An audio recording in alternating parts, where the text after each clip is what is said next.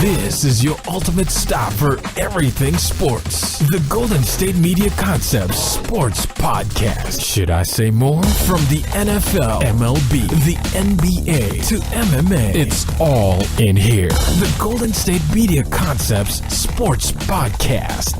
Listen now.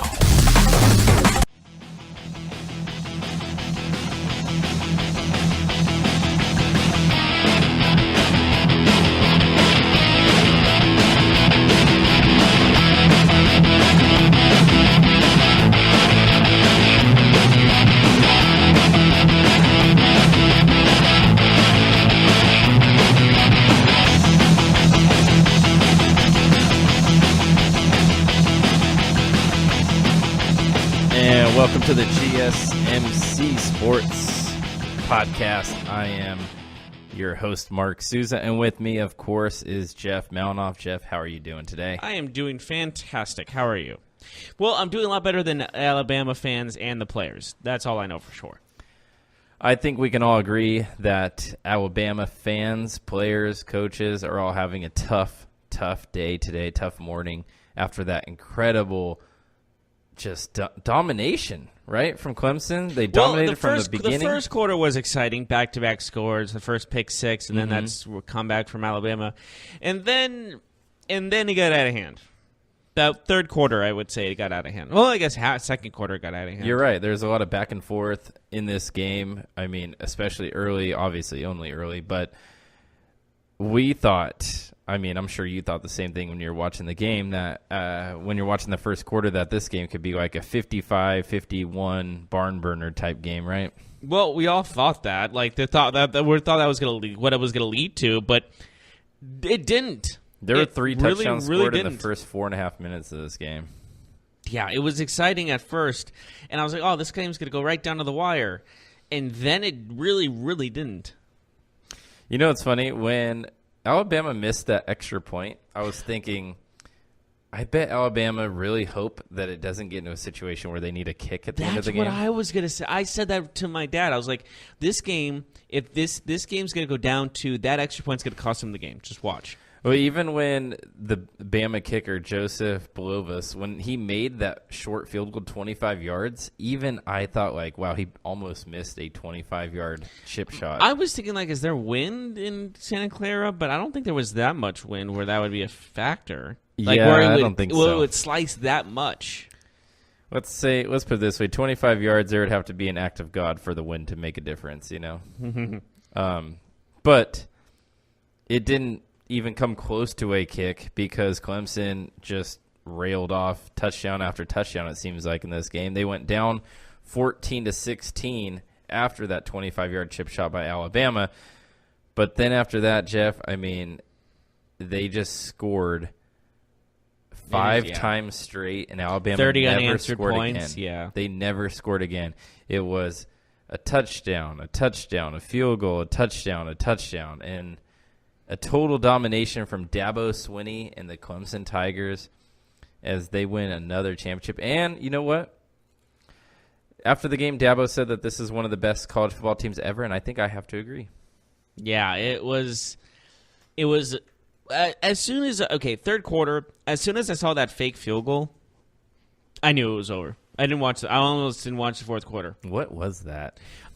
When your lead blocker is the kicker, and he didn't even get. Didn't they need like 10 yards too? Like, it wasn't like it was like a 2-yard. Like, they ran the ball up the middle. Usually, you do that feeling you need a yard or two, right? Yeah, and I'm sorry, but that fake field goal just showed they just gave up. That was the laziest fake field goal I believe I've ever seen. I wonder if there's just a lack of communication on that, because it didn't seem like that was actually there was the a play. Fake communication. It felt like this was all planned out. There was a horrible plan. I feel like the plan was to run a fake, but I don't know if that was the fake that Nick Saban was looking for, if that makes sense. Because you literally ran the ball up the middle when you needed, I think it was, I want to say at least 7 or 8 yards, right? Yeah. Something like that. It wasn't close. I mean, the guy got 2 yards, and he was still well short of the first down. Let's just say they didn't need to bring out the measuring pole. He didn't get maybe to the line of scrimmage, but that was about it. It was embarrassing. Like, this was the national championship game, and Alabama is arguably the best team in the country, and they showed it at the first quarter, and then second, third, fourth, it wasn't meant to be. I was reading that there's a possible 40 first-round picks that played in the game last night. Well, over the next 3-4 years. Okay, I was like, that's impossible, but okay. Well, they say this year alone between Clemson and Alabama, I think it was 20. There's going to be this year alone, like coming up in the NFL draft. I think it'll be probably 7 or 8 first round picks, something of that nature, and then maybe 7 or 8 the next year, 7 or 8 the next. Yeah, I don't know. But man, we got to talk about I think the defensive lines in this game because that was a big storyline going in. We knew about both teams having stout defensive players, especially at the line of scrimmage. And Clemson, I think, really showed that they were the better defensive line. In fact, the Alabama offensive line, they struggled a little bit keeping those big guys off of Tua and off of the running backs. Yeah. This game everyone thought, this game's going to go back and forth, back and forth, back and forth. And maybe it was going to be running game, maybe it was passing game, but Tua was a big issue for me. That first pick six he had, I thought he handled it very well at the end. He got the touchdown right afterwards. But later on in the game, it just seemed to affect him more and more. Like it was like a slow burning, you know what I mean? It was just like it was a slow fire that turned into an inferno. He definitely had a game to forget. I really liked Dabo Swinney's comments after the game when he was asked about it. They said, hey, Dabo, how do you stop a guy who's never lost a game in college football about Tua? And he said, you know what? Our guy's never lost either, which I thought was pretty cool. It's like, oh, yeah, you're right. He actually hasn't lost either. Trevor Lawrence, like they both have been undefeated in their career. So it was very, very interesting comments from Dabo Swinney. But, what you're talking about, Tua, I think it's a conversation we need to have. He was the hottest thing in college football up until last night, and all of a sudden, it's Trevor Lawrence's world, and we're all just living in it, it feels like.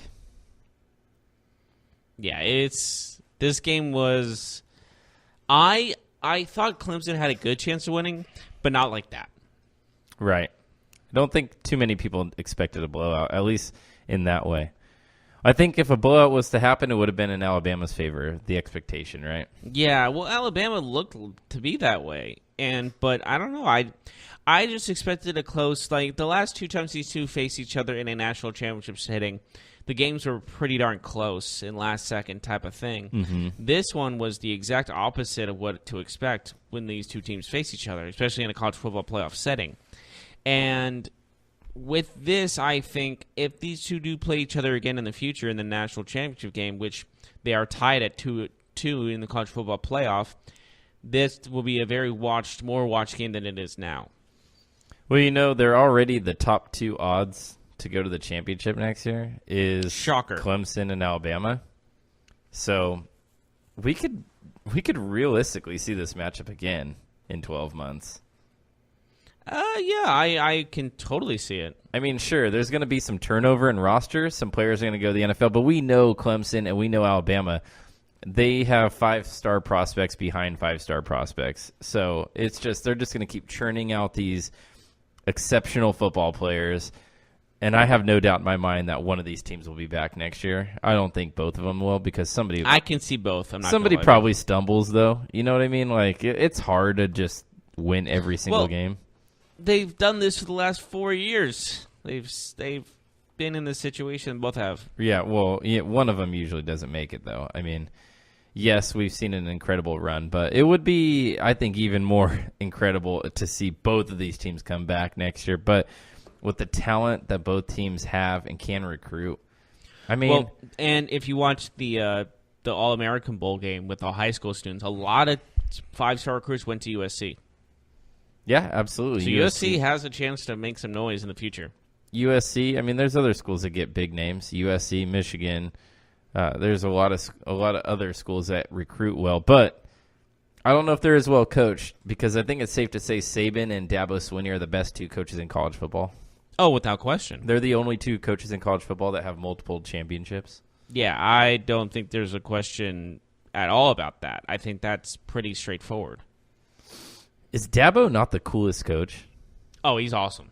Like, he's absolutely awesome. He's a guy you would get a beer with. Absolutely. No question. Just like, sometimes, like, Nick Saban is a great coach, but sometimes Nick Saban, I feel like, is kind of like Bill Belichick, where, like, I kind of just roll my eyes when they talk, you know? Yeah, like, God. I don't. Just doesn't seem like a fun guy to be But around. Dabo seems like, man, like, that's a guy, exactly what you said. You want to go get a beer with the guy. Like, that's the kind of guy that you want to go to war with and after go get a beer with. Yeah. It's like, hey, we had a good time. We fought hard. Now let's go celebrating. He's celebrating with you. If you're a parent and your kid is being recruited by Clemson, it's hard to not have your kid go play for Dabo Swinney. Would you agree with that? Oh, yeah. I agree. He just seems like a stand-up guy. He's a guy, if you like, that was your girlfriend's parents, you'd be like, that's a cool guy. I'm going to hang out with him even if he wasn't my girlfriend's dad.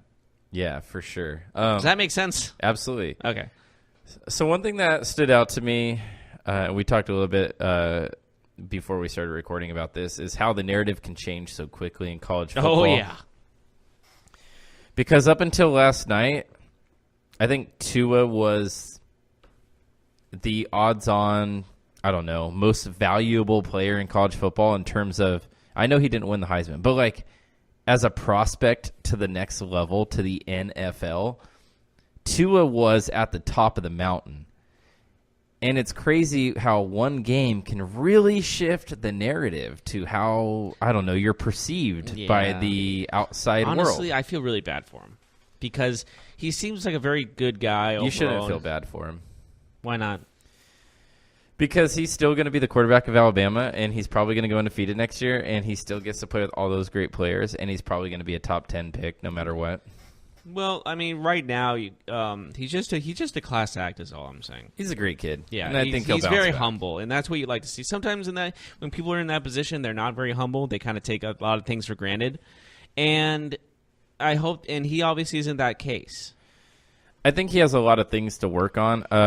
I think the narrative going into last night was that he was a perfect quarterback, or like he was as strong of a prospect as there is, and he's not. He needs to work on a lot to become. He's a sophomore, correct? Exactly. He's still very young, but like you mentioned, the kid seems to have a great head on his shoulders, so I have no doubt that he'll work as hard as he can to kind of fix up and clean up those things. Oh, absolutely.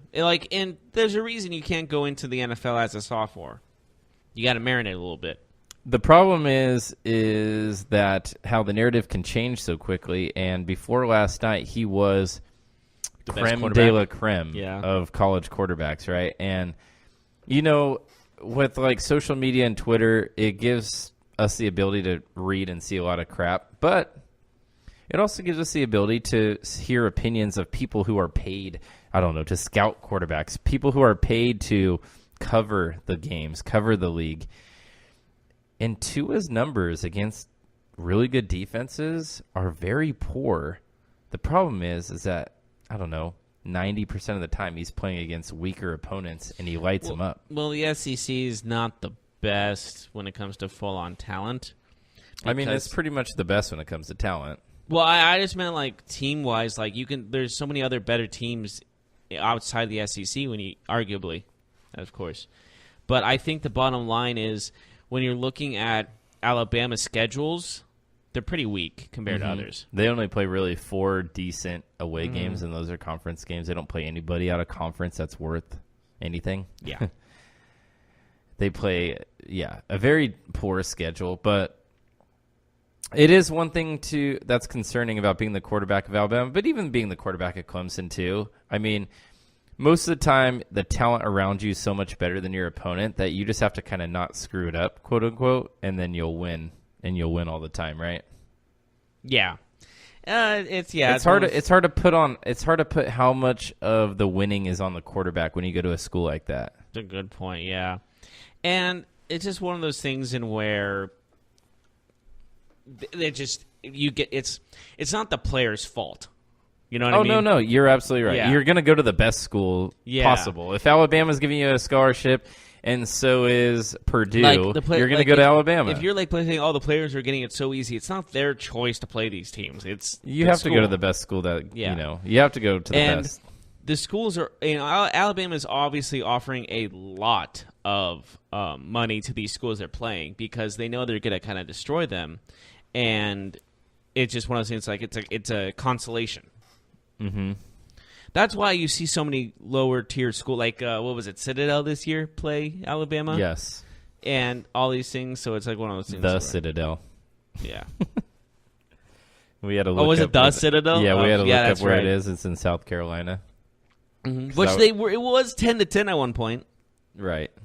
Yeah. And then like Citadel's best, and then it got out of hand. Citadel's best athlete was like not even on Alabama's radar, you know? Yeah. Like not even a player they would I didn't even know the Citadel was a school. I'm not going to lie to you. So why would just that's one of the things I'm trying to bring up is Alabama chooses to play these teams. So speaking of the narrative changing, Trevor Lawrence is now the hottest ticket in college football. I saw a lot of people, a lot of really smart college football and NFL analysts, people say that Trevor Lawrence is the best quarterback prospect maybe ever. And I know that is maybe an overstatement. But man, this kid goes from incredible college prospect to really good freshman quarterback to, is he going to be a quarterback that somebody gives up 4 first-round picks for one day? Like that's how quick things can move and shake. What do you think about all that hype about Trevor Lawrence today? I like it. I like this hype.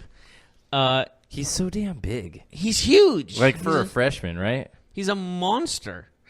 Like where was his growing spurt? Like middle school? They said last night that he was a freshman quarterback that played varsity. So how big was he then? That's what I wonder. I would say 6 foot, 6'1". You got to think at least, right? Right. Yeah. Well, I'm expecting that. I'm usually growth spurts like that happen in middle school. Like when you see someone that tall. So I wonder young. if he was like super skinny and tall, and then he like filled out, or if he was like. Maybe. Well, everyone grows differently, though. You know what I mean? Right. Everyone's different, and who knows? He might have just turned into a monster overnight. He woke up. He was asleep. He was 5'5", then woke up. He was 6'3". Yeah, I'm not sure. I'm sure we'll find out more down the road because he's going to be a quarterback that's in the public eye for a long time. Or he secretly had surgery to grow. You know there's surgery to make yourself be taller? You break bones in your leg and you put in metal rods. I've heard of this, yes. And it takes a while for the bones to heal over the... because I'm so short, I've always kind of wanted to have this surgery. Hey, 5'8", you would want this surgery too, okay? Mr. 6'1". I'm not that tall, but you feel that tall to me. Let me ask you this. Mm-hmm. If you were an NFL team, yeah, and you could take today, this person doesn't have to start for you today, but you could take him and he would be under your team control. You can groom him, you can have him watch, you can have him send him to minor leagues. It doesn't, whatever. Hypothetical, of course. Yes. Is Trevor Lawrence the one player that you would take from college football right now? I would honestly take Kyle Murray over him. Interesting. Because if he doesn't want baseball and he wants football, I'd be like, we can groom this guy, we can marinate him into something great. You know what I mean? He's got so much to offer. But he would definitely be my second choice. If Kyle Murray goes to college, Tua wouldn't be in the top 2 for you. He would be in my top 5, but not top 2. Okay. Is that fair? Who do you think has the best NFL career of these 3 players? Kyler, Tua. How about this? Let's extend it to 4. Haskins, Kyler, Tua, Lawrence. Oh, that's tough, man. If I know we don't know, but in your crystal ball, you're looking 5 to 10 years down the road. I might have to go with Lawrence. He's the one that you think could be like the next of this crop. He could be a great starting quarterback. Who do you put But all of them can. Who do you put at number 2? I might have to go with Haskins. I was thinking Haskins, but I might have to go with Murray. If he goes. Mm-hmm. I might have to go with Murray. It's a really difficult question. I think it's Lawrence. I do. Because it's easy to fall in love with like how he looks as a quarterback, right? Right. Like because he's 6'5", he's huge, he's strong, he's athletic, he's got a strong arm, cannon of an arm. I mean, Man, I read He from, was scary accurate as well. I read from people who really know quarterbacks and said that he can make more throws than half the quarterbacks in the NFL can today, and he's a freshman. Mm-hmm. I mean, when you hear stuff like that, yes, you roll your eyes a little bit because it's super premature. But still, I mean, there's got to be something there, right? Yeah, of course. But, man, all these quarterbacks can all be great, though. That's the thing. Absolutely. So, national championship recap, Clemson 44, Alabama 16. The Tide got rolled, I think, is the takeaway from this, right? Yeah, absolutely. Yeah, instead of roll tide. Roll Tide. They got Tide rolled. Yeah. That's it for the national championship, the Natty. We're going to take a break, and before that, after that, we'll talk about the NFL. Of course, the NBA, there was action last night, too. I know that not too many people were watching basketball, but the latest news around the NBA. Also, before we go to break, I'd like to talk to you a little bit about audiobooks. Audiobooks inspire us, motivate us, and bring us closer. There's no better place to listen than with Audible. Audible has the largest selection of audiobooks on the planet, and now Audible members get more than ever before. Each month, you get 3 titles of your choice, 1 audiobook, 2 Audible originals, and fitness programs that you can't get anywhere else. There's never been a better time to experience Audible. Try it free for 30 days by visiting audible.com/GSMC book, or get out your smartphone and text the code GSMC book to 500-500. Do that and start your 30-day free trial. Are you looking for the very best NFL and college football podcast? Then check out the GSMC Football Podcast. Get the latest football news both on and off the field. From the NFL Draft to trades to the rumor mill to the NFL Combines, they got you covered. That's GSMCpodcast.com/football-podcast. Get updates on college rivalries, game day insights, and much, much more. It's football talk the way you want it. This show eats, sleeps, and breathes football. Don't forget to like them on Facebook and follow them on Twitter. Visit GSMCpodcast.com for more info.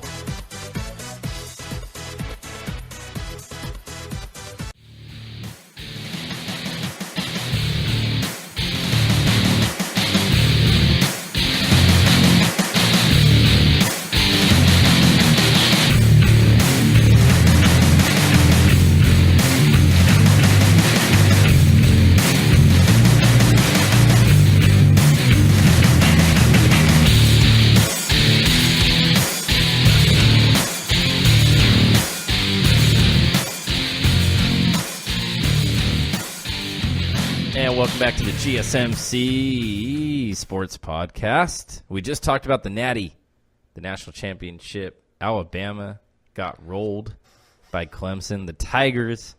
It was pretty disappointing. They came out, man. They came out, and they did not let up. That was interesting, very unexpected. But let's move on to the NFL. Some news regarding some different teams around the league. First, we have to talk about the latest reports. According to sources, the Green Bay Packers' next head coach will be Matt LaFleur. He has been offered the position, according to sources, so it's not official yet, but it looks like it will be soon. We don't know the details yet, but he was the Tennessee Titans offensive coordinator this last season, and previous to that, he worked under Sean McVay as the OC, although he did not have play-calling duties in Los Angeles. And before that, he worked with Kyle Shanahan. With Matt Ryan, he was a quarterback's coach under Kyle Shanahan, who was the offense coordinator at Atlanta. Jeff, initial thoughts on Matt LaFleur possibly being the Packers' next head coach? He was not on my list of potential head coaches. So you're surprised a little bit? A little bit.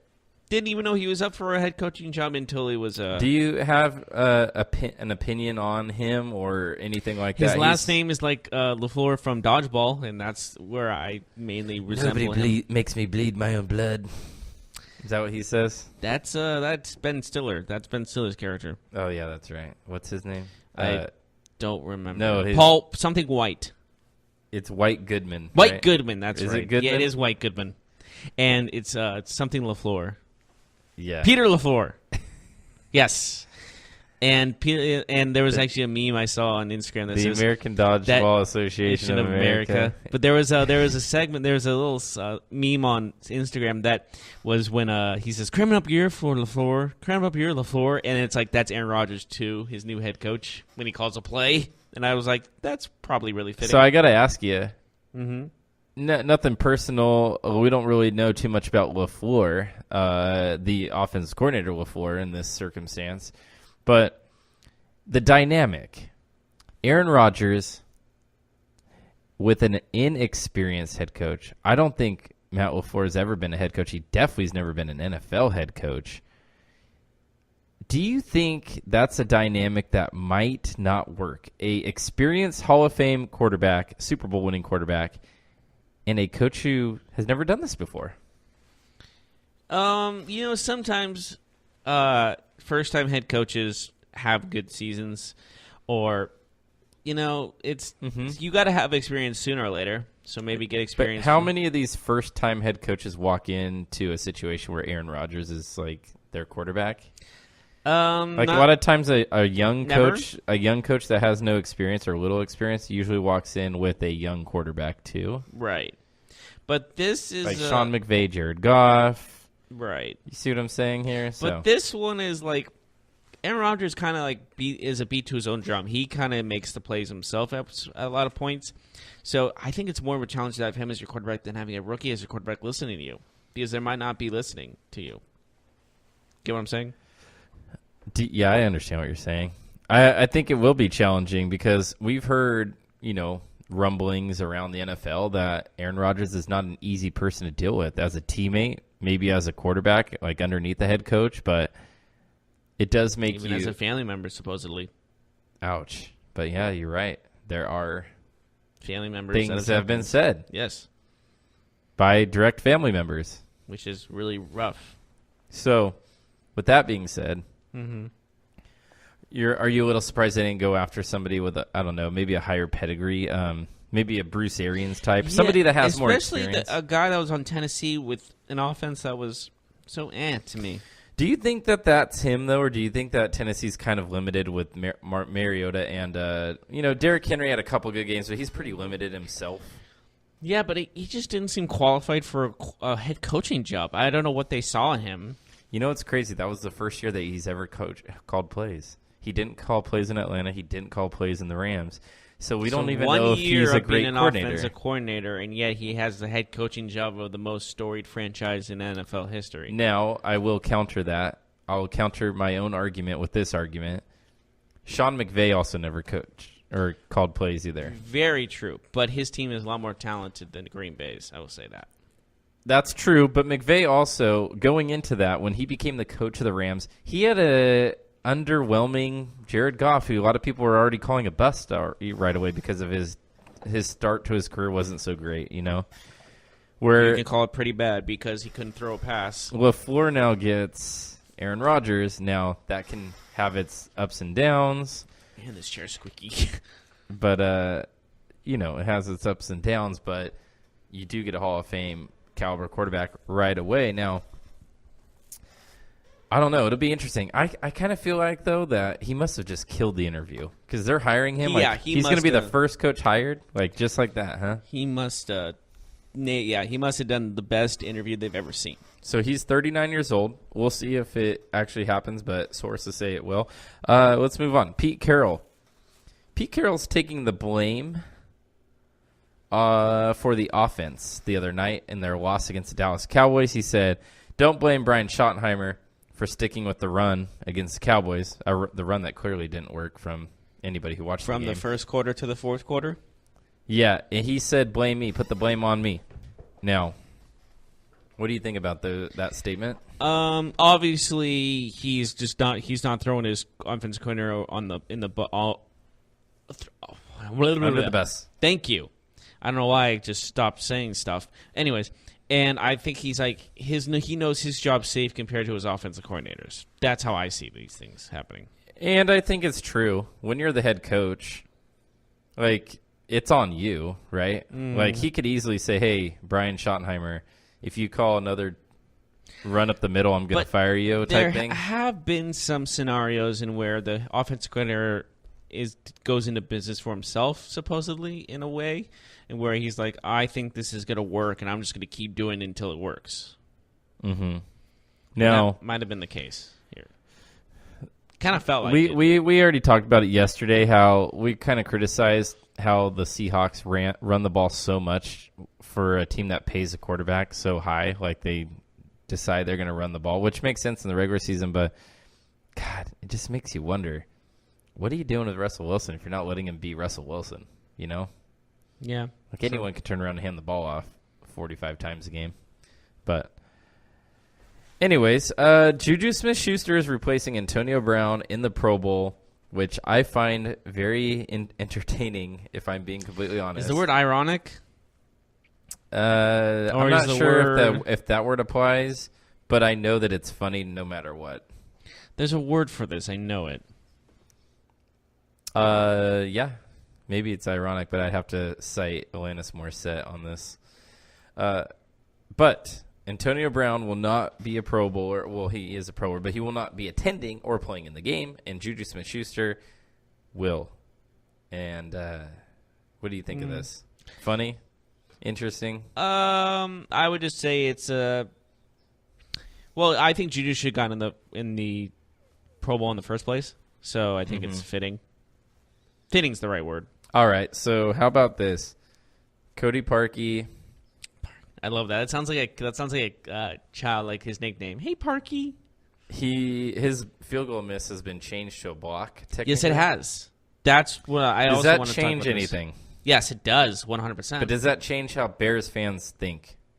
No, they will never forgive him. But you can't blame him the whole time now. I do think I think that tip changed everything. One little finger can change the entire field goal. And we know how a football is shaped. If you touch it, it will not go anywhere near the intended target. I don't know why I just think it's fun. It's just like, of course we know what it's shaped like, but I get you know what I mean? I totally get when the ball is round, like I 100% know it gets tipped and it still kind of goes where it's going to go. But if football, because the trajectory and the ball, the way it spins, and a kick goes end over end, and if you tip it, starts flailing sideways. It gets all funky in the air. Oh, absolutely, I 100% agree with you. Mm-hmm. And like. Even if it was a pinky, it would change the trajectory without question. So what do you think about Goose Island Brewery in Chicago giving away free beer for a whole year if you can make a 43-yard field goal? They're setting up goalposts at their brewery, and they're letting people have one chance at kicking a 43-yard field goal because they're tired of seeing people criticize a professional athlete for missing the kick. What do you think about this I like it gimmick? Because I know I'm going to say 90% of people that kick that will miss it or won't give it close. Sure. But the 10% who do, free beer for a whole year. Yeah, they deserve it. That's absolutely But honestly, awesome. I was thinking about this. My dad was talking about this too. He's like, what happened to the straight form kicker, not the soccer? Like, wouldn't that help, though? If it was a straightaway kick, wouldn't that help? No, because when you kick like that, as somebody who kicks a ball like pretty much every other day, when you kick, especially an object like that that's not completely round, if you don't hit the spot every single time, you will not make the kick. Mm-hmm.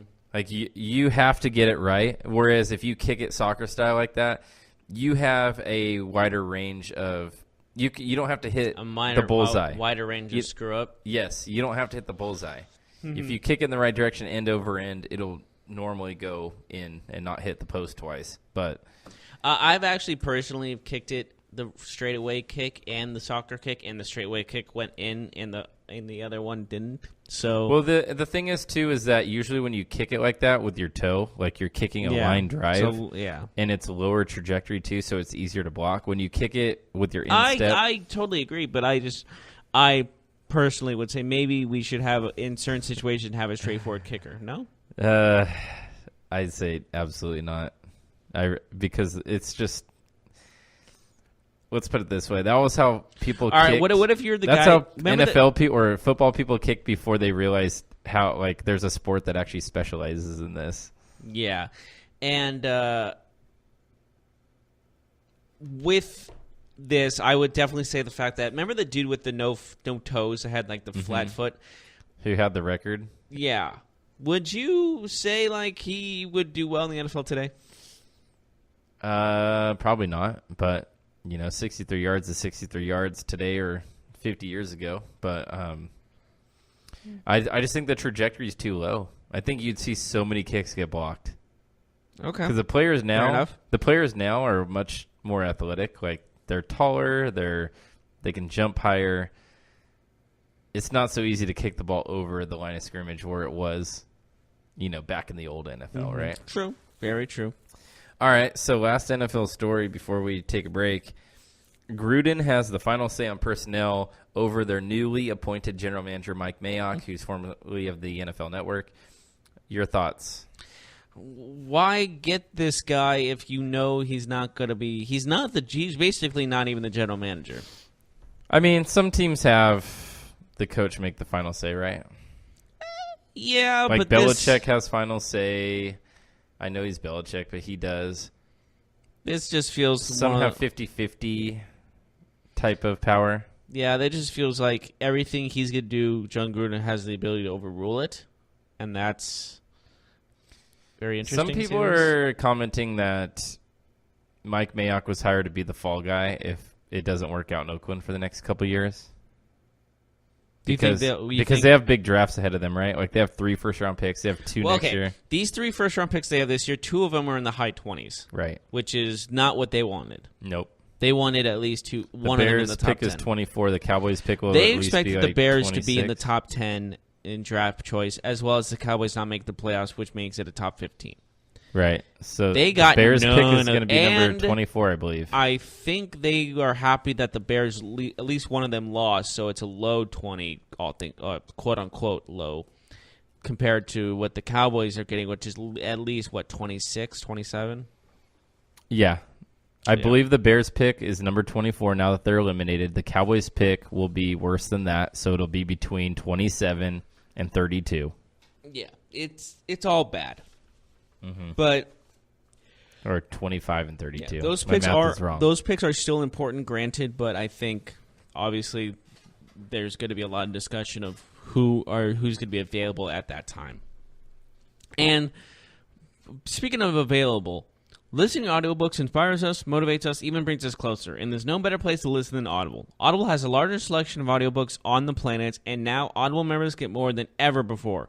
Each month, they get 3 titles of their choice, 1 audiobook, 2 Audible originals, and finished programs they can't get anywhere else. There's never been a better time to experience Audible.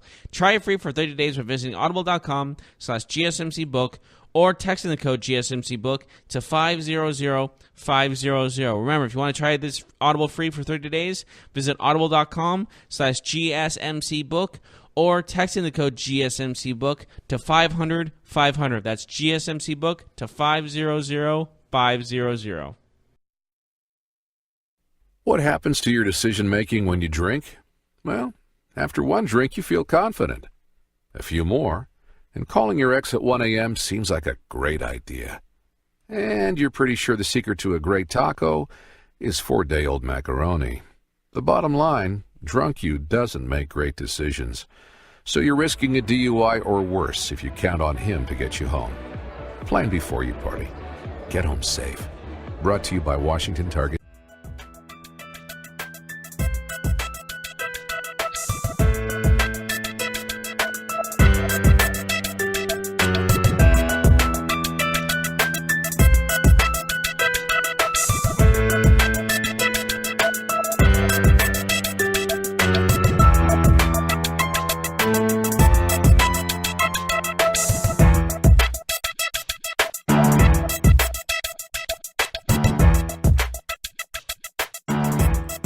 And welcome back to the GSMC Sports Podcast. We just had a little roundup of the NFL. Now let's move on to the NBA.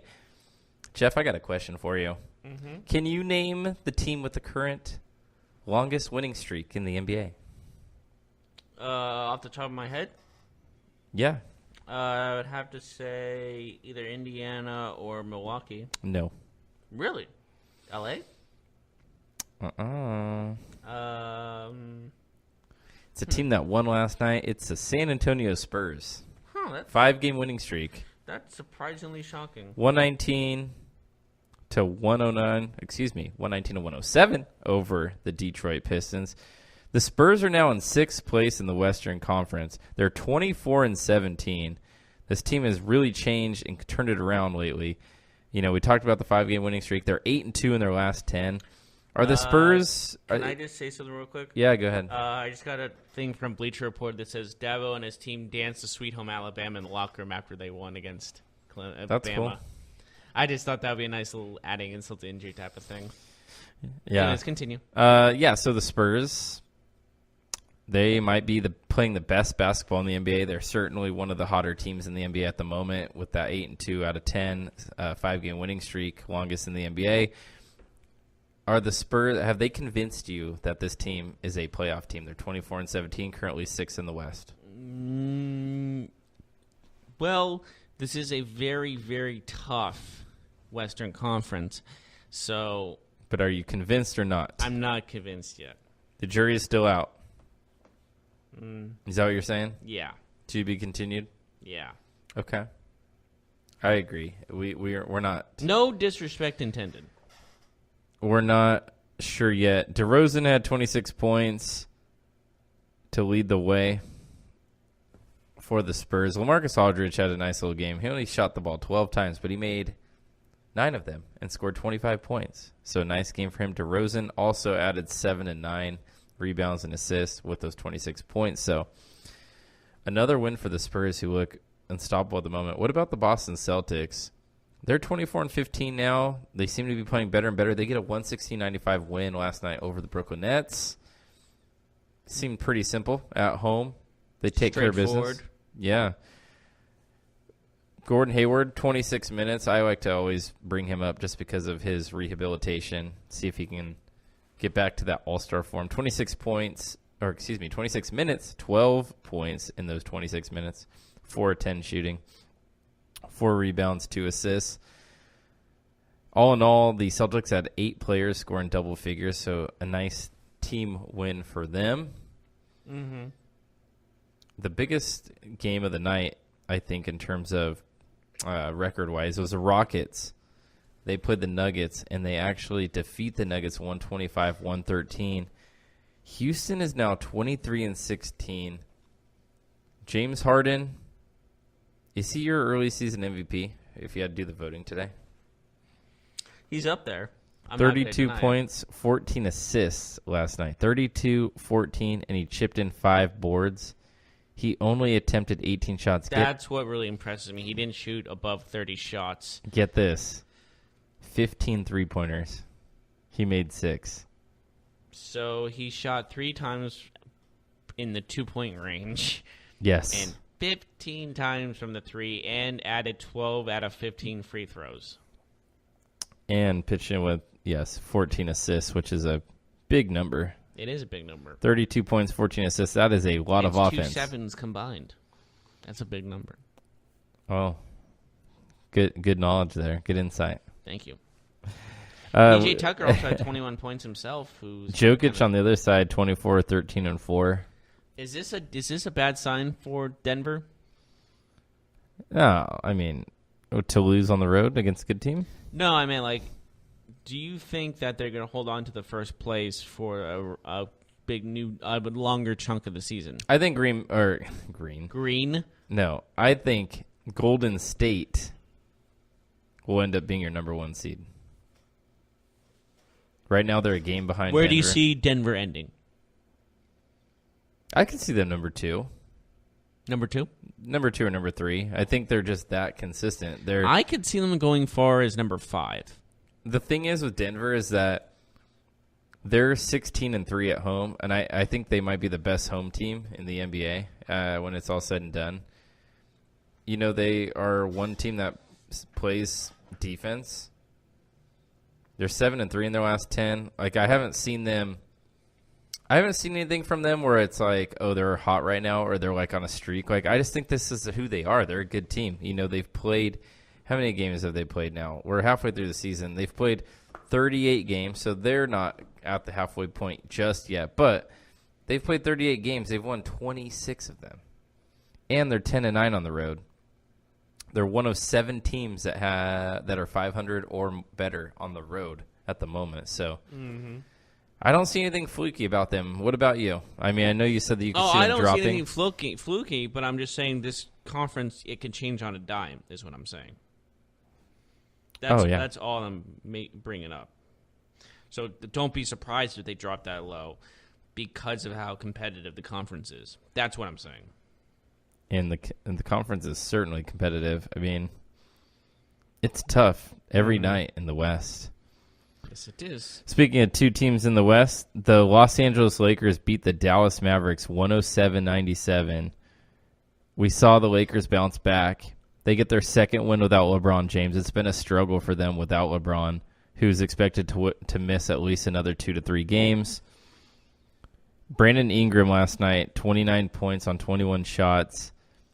I think he took Coach Luke Walton's comments the other night to heart. The other night, Luke Walton said after their loss to Minnesota that Ingram and Lonzo Ball needed to really step up, needed to take charge. Mm-hmm.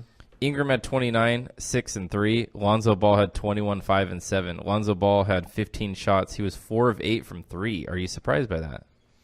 4 of 8, like 50%, or that he shot only 8? No, that he shot that many times and that he made that many, because both are pretty high numbers for him. Yes, absolutely. And I think it's probably adapting with how the league is going because of the fact this is now a 3-point league. He's coming off a game where he didn't score. I know. That's pretty funny. It is very funny.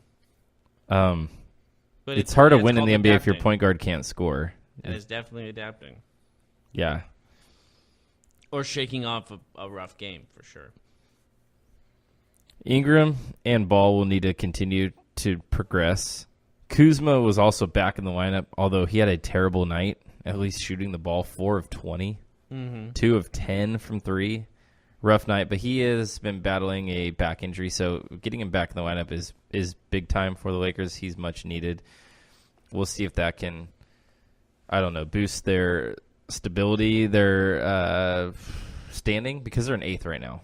So true. The Bucks beat the Jazz 114-102. The Blazers beat the Knicks 111-101.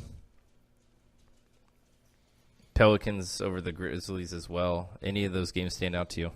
No, they're pretty standard. It's one of they're all pretty even in my opinion. And the Kings beat the Magic 111-95, but they take away their 3-game losing streak they've had. Mm-hmm. That should wrap up the NBA. We'll take a break. We come back. We got news and notes around the world of sports. Are you looking for help for your fantasy football team? Check out the GSMC Fantasy Football Podcast. Get today's best advice on who to start, who to sit, even who you should draft. From sleeper picks to red-hot lineups, they got it all covered for you. That's gsmcpodcast.com/fantasy-football-podcast. We'll cover traditional leagues, dynasty, PPR, even IDP leagues. When you need fantasy help, there's just one show to hit up. Don't forget to like them on Facebook and follow them on Twitter. Visit gsmcpodcast.com for more info.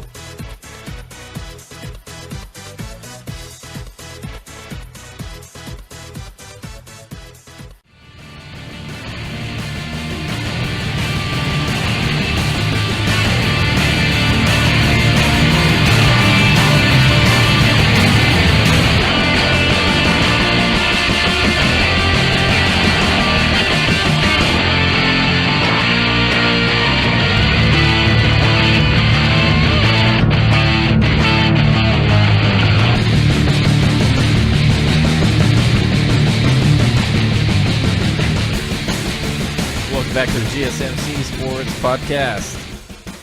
How are you? I'm good. Thanks for asking. Nope, didn't care. Well, thanks a lot. I thought you were my friend. You told me you had an interesting stat about today. Today's is the anniversary of the Music City Miracle that happened in Tennessee versus Buffalo in 1999. Do you remember that play? I do remember that play. It was a kick. They did Buffalo kicked a field goal with 12 seconds left, and it was a second down, so they could have totally wasted the clock, and this never would have happened. But they were too conservative, I guess. I don't know what you would call that. But they kick it off. then that still questionable to this day, lateral to Kevin Dyson. Dyson runs the end of the field to a touchdown. Mm-hmm. Game over. That's the team that goes actually to the Super Bowl to play the eventual champion St. Louis Rams in the yard too short game. Yep. Yard too short. Probably one of the best Super Bowl endings of all time. And who was the linebacker that made the stop at the 1 yard line? Mike Smith. Mike Jones. Mike Jones. Mike Jones. Mike Jones. Who? But same thing. Mike Smith, Mike Jones. It was just some it was a what's his name? It was a journeyman linebacker. No one in particular. Is that the greatest ending to a game because it was a playoff game? And it was the Super Bowl, not just a playoff game. Well, it was I mean, the freaking Super Bowl. No, I'm sorry. I meant the Music City. Oh, Miracle Music. It's up there. It's top 5 for sure. for an NFL game. Yeah, there's like the Immaculate Reception also. Yes, There's- that's probably number one. There's also the Hail Mary play. They go into overtime, then Fitzgerald's run that got him into the end zone for the touchdown. That's got to be up there too. There's a lot of good games. A lot of good game-winning plays. Yeah, for sure. There's got to be one more I'm thinking of. So did you hear about No, maybe not. What's up? in Alabama? There was a last night after the national championship. So Alabama loses, of course. There's a radio bit that was pre-recorded that played, and it was a local like sporting goods store, something like that, and it was basically saying, "Hey, come down and get all your Alabama national championship gear. What Shut a great up. win it was over Clemson." Who said this? It was a radio bit that they played in Alabama for a sporting goods store. It was pre-recorded, so they were assuming that Alabama was going to win the national championship. Oh, my God. And multiple times it was like, yeah, we have all of your tailgating needs. So, again, you know, this is a great time in Alabama history. You know, we just won another national championship.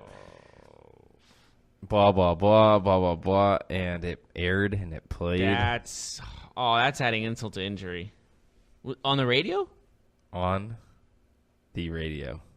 In Alabama. Can you imagine listening to that and you're all upset and then you hear that, you're like, you would want these guys, like, you think it's a troll from Clemson fans. Yeah. You would think that it was, yeah, that would be pretty upsetting. Yeah. That is extremely upsetting. Mm-hmm. All right. Do you have anything else to add to the world of sports? Well, today is the birthday of Dwight Clark, the late great Dwight Clark. Yes, and we know that Clemson Honored him. And he is a Clemson alum. Mm-hmm. So it was a very fitting way for them to win on the eve of his birthday. So I thought that was pretty cool. That is pretty cool. It is very fitting of him being a former Clemson Tiger and a former 49er. Clemson wins in the 49er stadium. A Clemson 49er. Illuminati.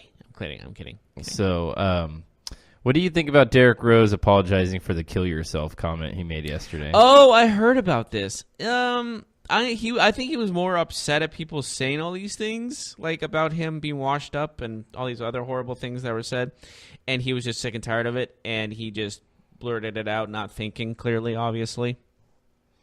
So yeah, and we saw the typical apology afterwards, like, "Hey, you know, my bad," which is common nowadays. I don't really take anything up from it. You know what I mean? It's just like a saying. Like, it's not like he's not actually telling people to kill themselves. Like, that's just how he says shut up, like you're dumb, right? So anyways, that's all I got for today. You got any last thing you'd like to add for our show? I think that should do it. I'm good. Are you good? I'm good. All right. Well, thanks for joining us. Join us tomorrow as we break down all the latest in the NBA. I think we're getting closer to those NFL playoffs. Week 2 in the playoffs, the divisional round, so we can start talking about that. We'll talk about other things going on in the world of football. We might have our first coaching hire if LaFleur does take the job. Turn up your ear, LaFleur. There might be some more movement. We're going to make dodgeball references if he's hired. The ADAA. We got to do an entire season of him of LaFleur jokes, or an entire segment of LaFleur jokes if he gets hired. We have to. Sounds good. And join us when we do that. See you later. Have a good one, everybody. You've been listening to the Golden State Media Concepts Sports Podcast, part of the Golden State Media Concepts Podcast Network. You can find this show and others like it at www.gsmcpodcast.com. Download our podcast on iTunes, Stitcher, SoundCloud, and Google Play. Just type in GSMC to find all the shows from the Golden State Media Concepts Podcast Network, from movies to music, from sports to entertainment, and even weird news. You can also follow us on Twitter and on Facebook. Thank you, and we hope you have enjoyed today's program.